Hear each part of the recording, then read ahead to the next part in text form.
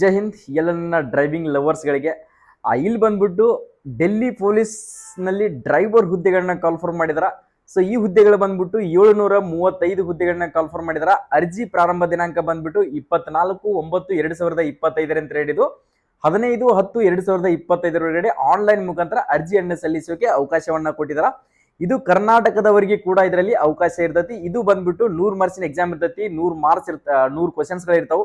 Next ಅದರ ಜೊತೆಗೆ 90 ನಿಮಿಷ ಟೈಮಿಂಗ್ ಇರ್ತೈತಿ. ಎಕ್ಸಾಮ್ ಲ್ಯಾಂಗ್ವೇಜ್ ಬಂದ್ಬಿಟ್ಟು ಇಂಗ್ಲಿಷ್ ಅಂಡ್ ಹಿಂದಿಯಲ್ಲಿ ಇರ್ತದ. ಸೊ ಈ ಹುದ್ದೆಗಳಿಗೆ ಯಾರೆಲ್ಲ ಅರ್ಜಿಗಳನ್ನ ಸಲ್ಲಿಸಬಹುದಪ್ಪ ಅಂದ್ರೆ 12ನೇ ತರಗತಿ ಮುಗಿದಿರಬೇಕು, ಆರ್ಟ್ಸ್, ಕಾಮರ್ಸ್, ಸೈನ್ಸ್. ಅದರ ಜೊತೆಗೆ heavy motor vehicle driving licence ಅನ್ನ ಹೊಂದಿರಬೇಕು. HME ಡ್ರೈವಿಂಗ್ ಲೈಸೆನ್ಸ್ ಅನ್ನ ಕಂಪಲ್ಸರಿಯಾಗಿ ಹೊಂದಿರಬೇಕಾಗುತ್ತೆ. ಅದರ ಜೊತೆಗೆ PUC ಮುಗಿದಿರಬೇಕಾಗುತ್ತೆ. ಸರ್ SLC ಮುಗಿದವರು ಅರ್ಜಿಗಳನ್ನ ಸಲ್ಲಿಸಬಹುದಾ? ಇದರಲ್ಲಿ SLC ಮುಗಿದವರಿಗೆ ಇರೋದಿಲ್ಲ. ಜಸ್ಟ್ PUC ಮತ್ತು heavy motor vehicle driving licence ಅನ್ನ ಹೊಂದವರು ಈ ಹುದ್ದೆಗೆ ಅರ್ಜಿಗಳನ್ನ ಸಲ್ಲಿಸಬಹುದು. ಸರ್ ಏಜ್ ಎಷ್ಟರಿಂದ ಎಷ್ಟರ ಮಟ್ಟ ಇರ್ತದೆ? ಏಜ್ ಬಂದ್ಬಿಟ್ಟು 18ರಿಂದ ಹಿಡಿದು 30 ಏಜ್ ಮಟ್ಟ ಇರ್ತೈತಿ. SC ST ದವರಿಗೆ 5 ವರ್ಷ ಏಜ್ ರಿಲ್ಯಾಕ್ಸೇಷನ್ ಇರ್ತೈತಿ. OBC ದವರಿಗೆ 3 ವರ್ಷ ಏಜ್ ರಿಲ್ಯಾಕ್ಸೇಷನ್ ಕೂಡ ಇದರಲ್ಲಿ ಇರ್ತದ. ಸರ್ ಇದಕ್ಕೆ ಹೈಟ್ ಎಷ್ಟು ಬೇಕಾಗುತ್ತಾ? ಹೈಟ್ ಬಂದ್ಬಿಟ್ಟು 170 ಸೆಂಟಿಮೀಟರ್ ಹೈಟ್ ಬೇಕಾಗುತ್ತಾ. ಅದರ ಜೊತೆಗೆ ST ಕ್ಯಾಟಗರಿ ಅವರಿಗೆ ಇದರಲ್ಲಿ ಹೈಟ್ ನಲ್ಲಿ ಕೂಡ ಕನ್ಸೆಷನ್ ಇರ್ತದ. ಸರ್ ಇದಕ್ಕೆ ರನ್ನಿಂಗ್ ಎಷ್ಟು? ರನ್ನಿಂಗ್ ಬಂದ್ಬಿಟ್ಟು 1600 ಮೀಟರ್ ರನ್ನಿಂಗ್ ಇರುತ್ತೆ. ಎಷ್ಟು? 1600 ಮೀಟರ್ ರನ್ನಿಂಗ್ ಇರ್ತೈತಿ. ರನ್ನಿಂಗ್ ಅನ್ನ 1600 ಮೀಟರ್ ರನ್ನಿಂಗ್ ಅನ್ನ ಎಷ್ಟರಲ್ಲಿ ಓಡ್ಬೇಕಪ್ಪ ಅಂದ್ರೆ, ಸೊ ನೀವು 30 ಏಜ್ ಒಳಗಡೆ ಇರ್ತಕ್ಕಂಥವ್ರು 7 ನಿಮಿಷದಲ್ಲಿ ಓಡಬೇಕು. ಅದರ ಜೊತೆಗೆ 30ರಿಂದ 40 ಇದ್ದವರು 8 ನಿಮಿಷದಲ್ಲಿ ಓಡಬೇಕು. ಅಬೌವ್ 40 ಏಜ್ ಇದ್ದವರು 9 ನಿಮಿಷದಲ್ಲಿ ಓಡಬೇಕಾಗುತ್ತೆ.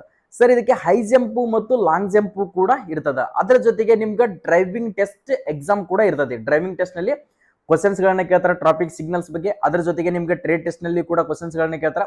ಸೊ ಸೆಲೆಕ್ಷನ್ ಪ್ರೊಸೆಸ್ ಯಾವ ತರ ಇರುತ್ತೆ ಅಂತಂದ್ರೆ, ಮೊದಲಿಗೆ ಕಂಪ್ಯೂಟರ್ ಬೇಸ್ಡ್ CBT ಎಕ್ಸಾಮ್ ಇರ್ತದೆ. ಅದಾದ್ಮೇಲೆ ಫಿಸಿಕಲ್ ಇರ್ತದೆ. ಫಿಸಿಕಲ್ ಆದ್ಮೇಲೆ ಡ್ರೈವಿಂಗ್ ಟೆಸ್ಟ್ ಇರ್ತದೆ. ಡ್ರೈವಿಂಗ್ ಟ್ರೇಡ್ ಟೆಸ್ಟ್ ಆದ್ಮೇಲೆ ನಿಮ್ದು ಡಾಕ್ಯುಮೆಂಟ್ ವೆರಿಫಿಕೇಶನ್ ಇರುತ್ತೆ. ಡಾಕ್ಯುಮೆಂಟ್ ವೆರಿಫಿಕೇಶನ್ ಆದ್ಮೇಲೆ ಮೆಡಿಕಲ್ ಚೆಕಿಂಗ್ ಇರುತ್ತೆ. ಮೆಡಿಕಲ್ ಚೆಕಿಂಗ್ ಆದ್ಮೇಲೆ ಫೈನಲ್ ಮೆರಿಟ್ ಕೂಡ ಇರ್ತೈತಿ. ಈ ಎಕ್ಸಾಮ್ ಲ್ಯಾಂಗ್ವೇಜ್ ಬಂದ್ಬಿಟ್ಟು ಇಂಗ್ಲಿಷ್ ಅಂಡ್ ಹಿಂದಿ ಎರಡೇ ಲ್ಯಾಂಗ್ವೇಜ್ ನಲ್ಲಿ ಇರ್ತೈತಿ. ಇದಕ್ಕೂ ನೆಗೆಟಿವ್ ಕೂಡ 0.25 ನೆಗೆಟಿವ್ ಕೂಡ ಇರ್ತೈತಿ. ಸೊ ಈ ಹುದ್ದೆಗೆ ಅರ್ಜಿಗಳನ್ನ ಸಲ್ಲಿಸೋರು ಆದಷ್ಟು ಬೇಗನೆ ವಿಸಿಟ್ ಕೊಟ್ಟು ಆನ್ಲೈನ್ ಸೆಂಟರ್ಗೆ ಇಷ್ಟು SLC marks card, PUC marks card, driving licence, ಅದರ ಜೊತೆಗೆ ನಿಮ್ಮ ಆಧಾರ್ ಕಾರ್ಡು, ಒಂದು ಫೋಟೋ ಮತ್ತು ಸಿಗ್ನೇಚರ್, ಜಿಮೇಲ್ ID, ಮೊಬೈಲ್ ಅನ್ನ ತಗೊಂಡು ಹೋಗ್ಬಿಟ್ಟು ಇವತ್ತೇ ಹೋಗಿ ಆನ್ಲೈನ್ ಸೆಂಟರ್ಗೆ ವಿಸಿಟ್ ಕೊಟ್ಟು ಅರ್ಜಿಗಳನ್ನ ಸಲ್ಲಿಸ್ಕೊಡ್ರಿ. ಯಾರಾದ್ರೂ ನಿಮ್ಮ ದೋಸ್ತ ಡ್ರೈವಿಂಗ್ ಅನ್ನ ಮಾಡ್ತಾ ಇದ್ದ, ಸೊ ಅವನ ಹತ್ರ ಡ್ರೈವಿಂಗ್ ಲೈಸೆನ್ಸ್ ಇತ್ತು, ಅವನು ಕೂಡ 12ನೇ ಕಂಪ್ಲೀಟ್ ಆಗಿದ್ದಪ್ಪ ಅಂದ್ರೆ ಅವನಿಗೆ ಕೂಡ ತಪ್ಪದನೆ ಈ ವಿಡಿಯೋನ ಶೇರ್ ಮಾಡಿ.